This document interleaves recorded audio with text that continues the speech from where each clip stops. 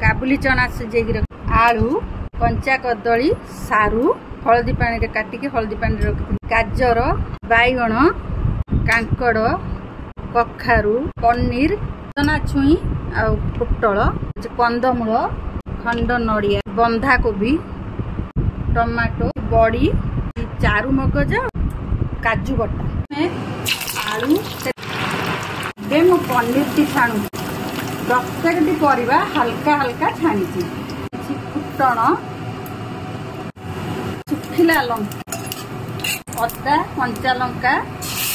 Tomato जीरा गुंड धनिया गुंड Kashmiri chilli powder काजू और चारू मगज बटा एबे मसला तेल छाड़िला छाणिकी रखिथिबा बड़ी मध्य ताजरे पकेइदबा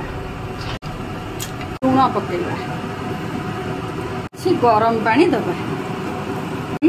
ताको गोले किछि समय गोले ताको घोड़े दबा पकेइदबा किछि गरम मसला गुंड धनिया पत्र प्रस्तुत हो जाइए छंका तरकारी।